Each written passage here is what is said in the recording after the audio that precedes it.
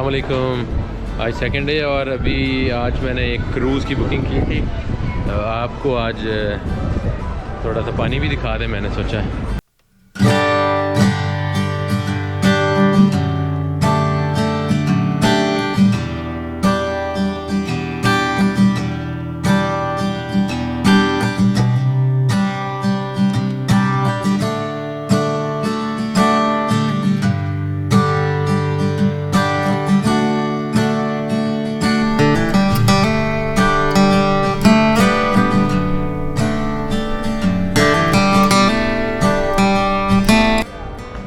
Cruise जाने में भी 20 मिनट्स हैं, तो मैंने सोचा उतनी देर आपको थोड़ा सा रिवर टेम के बारे में बता दूं। ये रिवर टेम है और बिल्कुल बैक साइड पे आप देख सकते हैं वो पार्लियामेंट बिल्डिंग है, और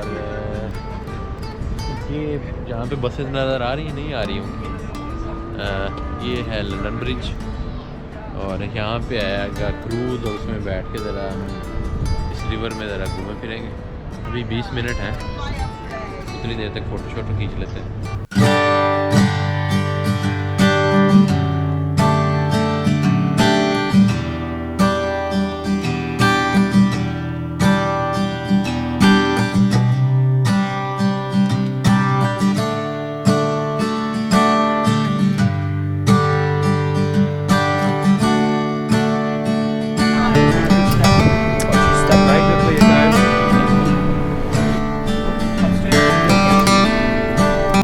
Bridge is affectionately known as the Ladies' Bridge at the River Thames. Over 95% of the workforce, they were female when this bridge was under construction. It is based in a very expensive self-cleaning Portland stone. Every time it rains in London, this bridge cleans itself. This underside is rather dirty. The cleaner parts are where the water runs down. To the right hand side, behind the tree, the grey building with the black electronic billboard changing sign. That's the National Theatre, London's pride and joy.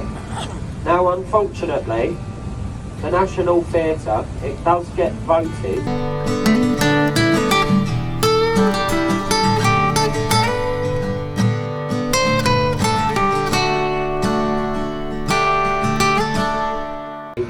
of master mariners. All that means is that it's basically a floating pub for retired sea captains. At the stern of the boat, ladies and gents, you'll see a large grey column. That is an archway. That's Temple Gates and Arch. It's a boundary point for two cities.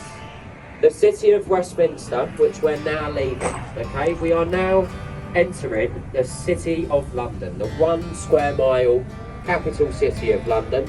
The other boundary point for that is Tower Bridge. You'll just see that archway on the left. Now if you look just past that archway on the left hand side, just beneath the trees on the roadside, you'll see 2 silver griffins, okay? Just beneath the trees there. Now those 2 silver griffins, they are placed there to defend the City of London from all evil. Now, I for one, I know they do not work. My ex-girlfriend, she walks through there pretty much every day. Evil. Trust me. Back to the right hand side. There's a large orange building in brickwork. This is the Oxo Tower. That's where they once made that famous little stop cube, better known as Mum's Gravy. It's no longer made there. The first 2 floors are shops. You've got some luxury, unaffordable housing in the middle. And at the top you'll find a very expensive restaurant by the name of Harvey Nichols. If you can look up there, ladies and gents, the sun's in your eyes, but you'll see the word Oxo at the top of the building, okay? They was actually taken to court over that. You're not allowed to commercially advertise on the banks of the River Thames without paying a fee. It is the Queen's Highway. They was taken to court. They said in their defence it was merely a coincidence that spelt the word Oxo. They actually won their court case. No idea how. Millions of pounds of free advertising over the years. Back to the left-hand side, you've got a little orange building. It looks like a church. That's Zion College and Library, home to the Anglican clergy. In that building, you'll find the first edition English printed Bible on William Caxton's steam press. You'll also find it's either Queen Elizabeth or Queen Victoria's personal Bible that was kept in that building as well.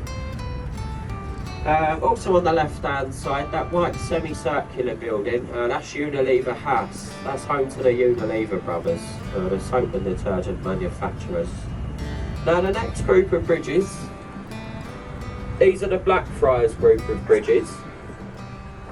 Nowhere on this river will you find 3 bridges this close together that they quite often get referred to as the Tunnel of Love. Now it is said, if you turn to a loved one, give them a quick kiss as you go through these bridges, it will grant you many years of happiness. But if you are not with a loved one today, I suppose you've always got your husband or your wife. Any single women, you are more than welcome to come and give me a quick kiss. No? Not today, that's a shame. Any single men, don't fear. My young captain there, he's an open-minded young man. He gets a bit lonely sitting in there, ladies and gents. I don't talk to him. Maybe next time, mate. I'll try a bit harder for you. To the left-hand side, dominating the skyline, the magnificent dome of St Paul's Cathedral. It's Sir Christopher Wren's masterpiece. It was completed in 1710. It took 35 years to be built. It's the second largest unsupported cathedral dome in the world, only second to St Peter's in the Vatican City. It does stand 365 foot tall. That's roughly translated for 1 foot for every day of the year. Now the architect, Sir Christopher Wren, is actually buried in there alongside the Iron Duke, the Duke of Wellington. And above his tomb, he's got a Latin inscription, and that roughly translates to, if you seek my monuments, look about you. And that refers to, I believe, 52 churches that he designed and built throughout his lifetime. Back to the right hand side, back to the right, there's a large brown building with a chimney in the centre. That's the old Bankside Power Station. Now the old Bankside Power Station, it now houses the Tate Modern Art Gallery. The Tate Modern Art Gallery, it is free to enter. But if you've ever seen modern art, you'll know why that's free. Do we have any fans of modern art on the boat today? Just 1, 2? There's never really any, but up until COVID, that was one of the top 5 most visited museums in the world, so they must be doing something right. Also on the right, there's a small circular white building with timber frames and a thatched roof. That's a replica of Shakespeare's Globe and Playhouse Theatre. It was started by Samuel Wanamaker, an American actor and film producer, completed by his daughter Zoe. It's the only building in London to have a thatched roof since the Great Fire. You can see all Shakespearean plays. They're acted out in period dress throughout the summer months of the year. It is an open air theatre, so if it does rain, you will get wet. But you can see all Shakespearean plays throughout the summer months. The doors was open yesterday, so there must be still a few plays going on in there. I suppose if the weather's alright. Now the next bridge, ladies and gents, this is the Southwark Road Bridge. It's one of the most unused bridges for pedestrians here in London. They do say that the approach roads to this bridge are so well hidden in the back streets of London. Not many Londoners know this bridge exists.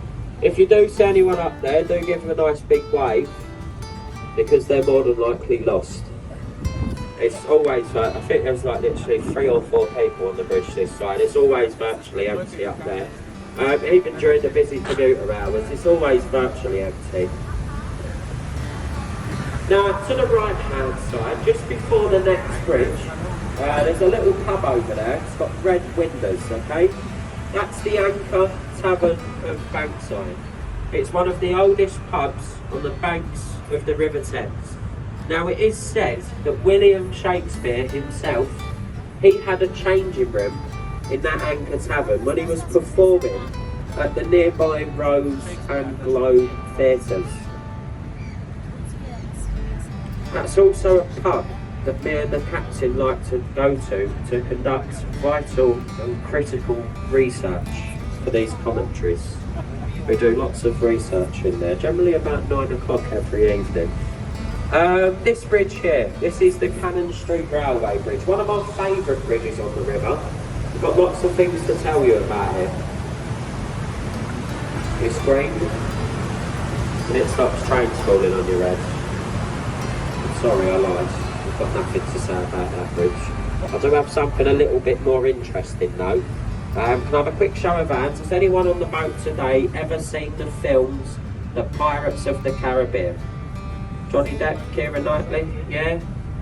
Well, I suggest you all get your cameras ready, because on the right there's a pirate ship in the dockway. You might want to take a picture of that pirate ship, because it's got absolutely nothing to do with those films. I just really like them. Sorry. No, it's actually a replica of Sir Francis Drake's The Golden Hind. The original, that circumnavigated the world once. That replica's been around the world twice. They're saving up for their third expedition at the moment. And they're doing a bit of restoration to the vessel as we speak. Now this next bridge, this is the world famous London Bridge. This is it. If you don't believe me, have a look to the left. They wrote the name on it. This is it, London Bridge. There's been a London Bridge on this site since the Roman era. This is the 5th London Bridge to span the river at this point. The previous one, that was actually sold to an American company for £1 million. It got shipped off to America, stone by stone. It now stands over Lake Havasu, on the edge of the Arizona desert. To the left-hand side, between the next gap and the building, you're going to see Sir Christopher Wren's monument to the Great Fire of London. That represents a wax candle, there it is. Now that monument, it does stand 202 feet tall. If you was to lay that down 202 feet in the direction we're travelling, it would reach a little baker's shop in Pudding Lane, where the Great Fire of London is said to have started. Staying to the left-hand side, the blue building with all the windows, that's the headquarters of London's Window Cleaning Association. When all the trainees, when they graduate from there, they get to go to the Shard on the right. Western Europe's tallest building, stands just over 1,000 feet tall. The Shard, it does consist of offices, apartments, restaurants, a 5-star Shangri-La hotel. There's a swimming pool on the 55th floor and an observation platform on the 68th, the 69th and the 72nd, I believe. Back to the left-hand side, just behind the trees, that large grey building with a clock face and 6 black chimneys on top of it. This is Waterguard House. It's home to Her Majesty's Customs and Excise. Now, any illegal contraband that seized at the border being smuggled into this country, it does find its way to the basement of that building where it's supposed to be incinerated. Now, I've worked on this river over 7 years. I've never seen a puff of smoke come out of them chimneys once. I did hear that they have some fantastic Christmas parties though. They last up to about 2 weeks apparently, so I've heard. Your next point of interest, ladies and gents, you may or may not see it because it's painted in camouflage, but on the right there's a large warship here. It's called the Belfast. It's the heaviest of the lightweight cruisers. In the Second World War, it helped in the eventual chasing and sinking of a German battleship called Scharnhorst. It last fired its guns in anger in the Korean campaign. Its main armament, it's got 6 guns on fore and 6 on aft. They're capable of firing a 100-weight shell up to the distance of 14 land miles. It's permanently moored here as a museum of the British Naval Sea Power. Back to the left-hand side, you've got the Tower of London, the Bloody Tower.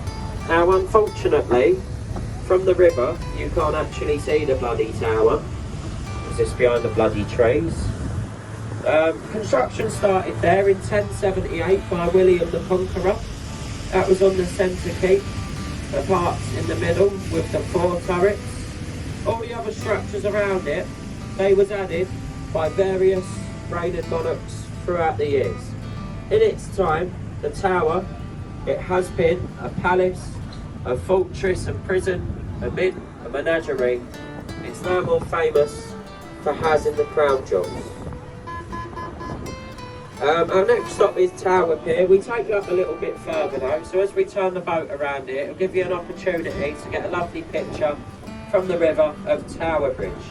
It's the gateway to the City of London. Completed in 1894. On its opening ceremony, the bridge it actually failed to operate.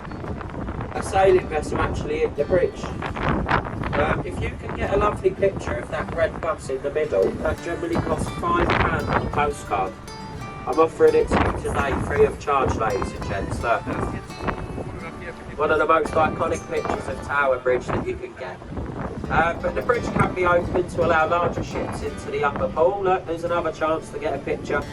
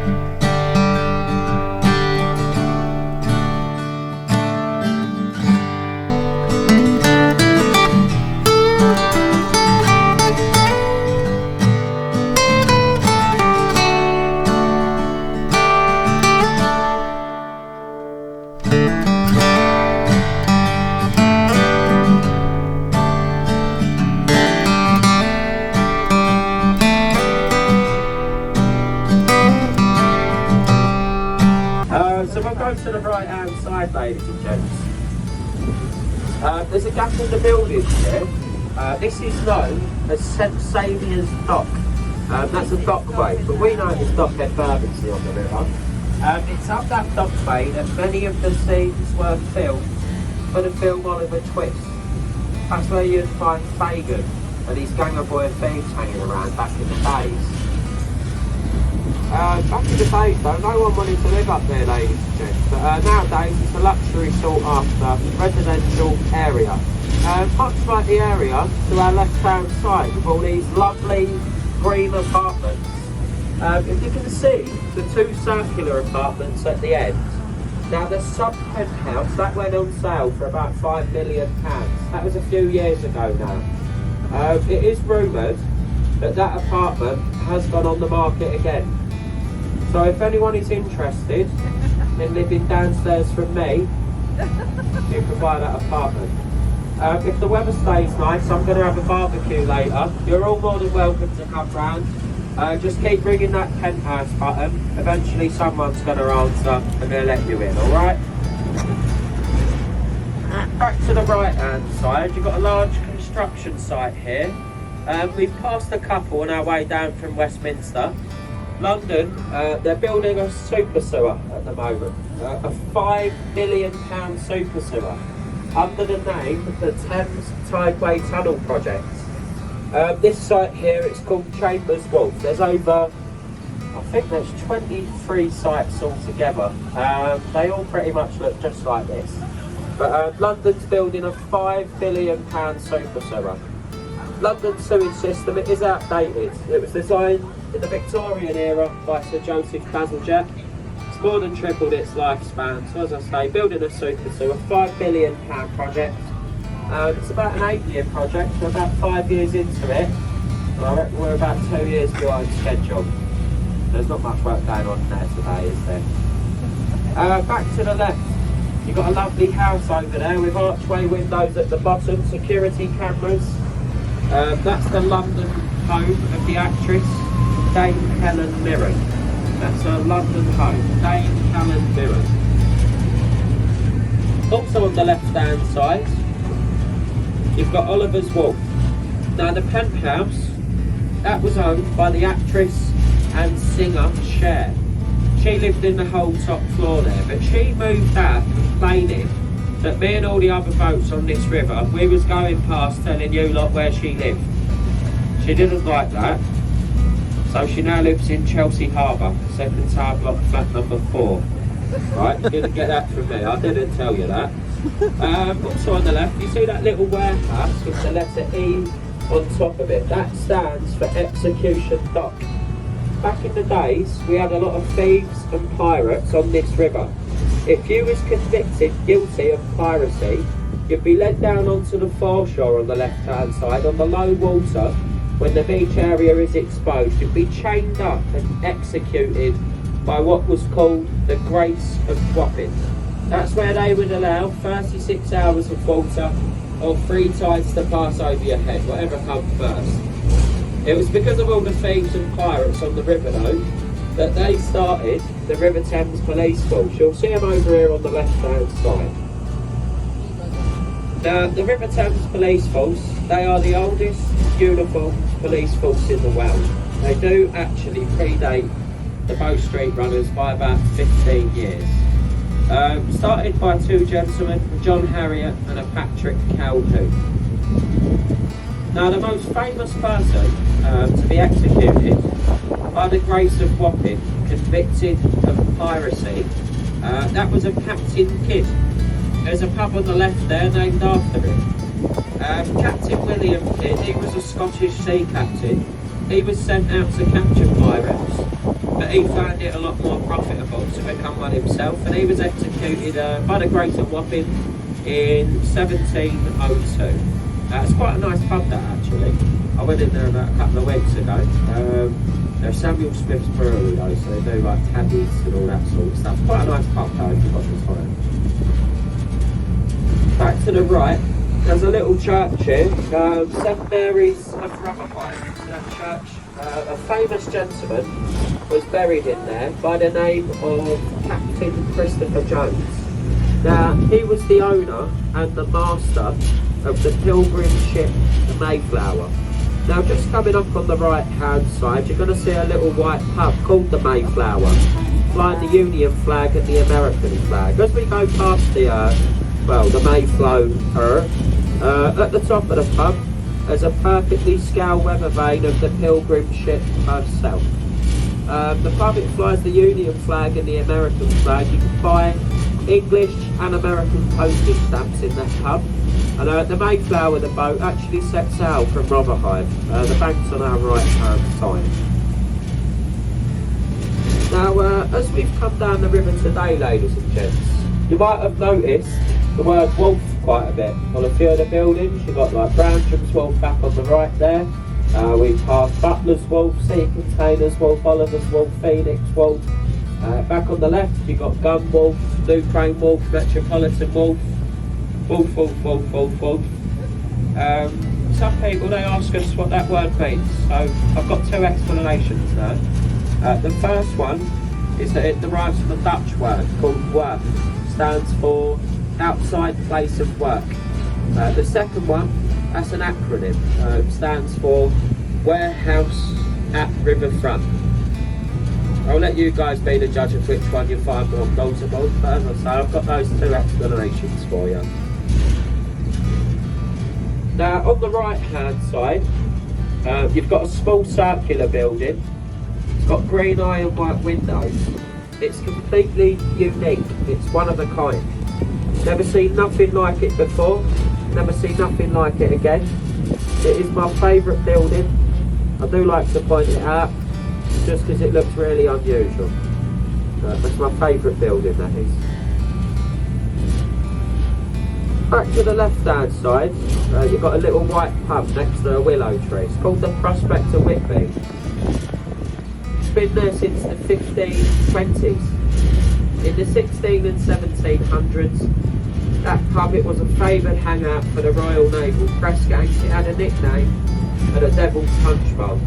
What would happen is you'd be lured into that pub with promise of cheap beer.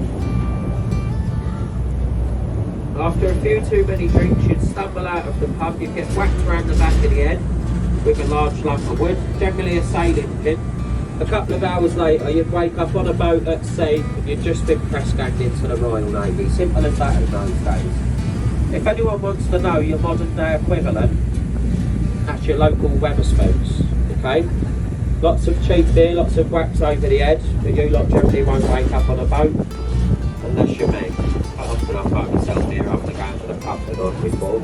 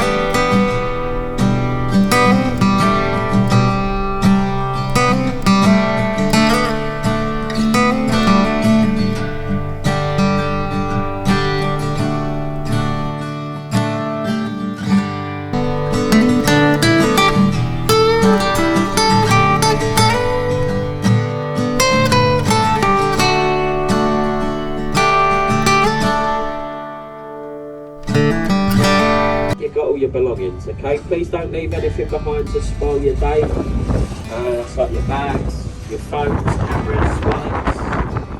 please take everything with you.